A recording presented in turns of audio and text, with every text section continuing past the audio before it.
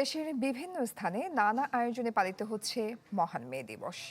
সকালে বরিশালে সমাজতন্ত্র শ্রমিক ফ্রন্টের উদ্যোগে নগরীর সদর রোডে মিছিল ও সমাবেশ হয়।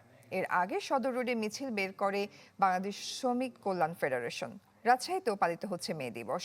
বিভিন্ন শ্রমিক সংগঠন, সরকারি শ্রম দপ্তর সহ অন্যান্য সংগঠন দিবসটি উপলক্ষে শোভাযাত্রা ও আলোচনা সভার আয়োজন করেছে। এছাড়া বরগুনা ও মৌলভীবাজার সহ দেশের বিভিন্ন স্থানে পালিত হচ্ছে শ্রমিক দিবস। দর্শক, এই বিষয় নিয়ে আরও জানাতে বরিশাল থেকে সরাসরি আমাদের সাথে যুক্ত হচ্ছেন সহকর্মী কাউসার হোসেন রানা। রানা, মে দিবস উপলক্ষে বরিশাল থেকে আপনার কাছে কি খবর আছে, কি কি কর্মসূচি আছে সেখানে?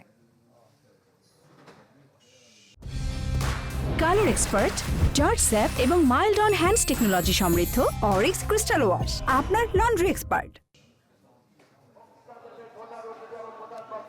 হ্যাঁ জয়ী, মহান শ্রমিক দিবস উপলক্ষে বরিশালে সকাল থেকে বিভিন্ন সংগঠনের উদ্যোগে নানান কর্মসূচি চলছে।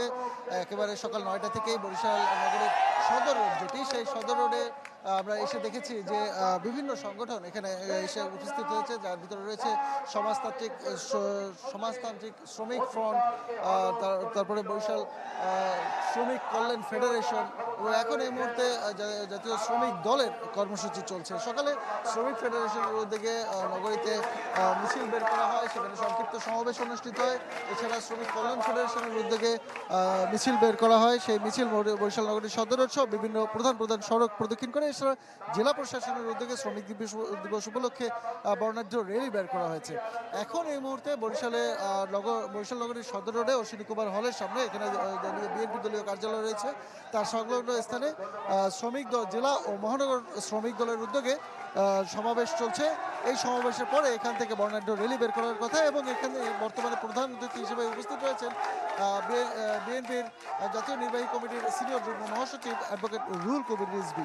এছাড়াও স্বাস্থ্য বিষয়ক সম্পাদক ডক্টর মোহাম্মদ রফিকুল ইসলামও এখানে প্রধান বক্তা হিসেবে উপস্থিত রয়েছেন। অর্থাৎ সকাল থেকে এই ছাড়াও বিভিন্ন রিক্সা ইউনিয়ন, ইমারত নির্মাণ শ্রমিক ইউনিয়ন সহ বিভিন্ন শ্রমিক সংগঠনের উদ্যোগে কিন্তু এই কর্মসূচি একের পর এক চলছে এবং মোটামুটি বলা যায় যে দিনভরই এরকম নানান ছোট ছোট বা বড় বড় কর্মসূচি কিন্তু থাকবে এবং শ্রমিকরা এখান থেকে তারা যে দাবিটি জানাচ্ছেন যে শ্রমিকদের যে ন্যায্য পাওনা, ন্যায্য অধিকার সেটি যেন নিশ্চিত করে সরকার। তো এই ছিল এখানকার সর্বশেষ পরিস্থিতি। জয়ী রানা, ধন্যবাদ আপনাকে। দর্শক, বরিশাল থেকে যুক্ত হয়েছিলেন সহকর্মী কাউসার হোসেন রানা।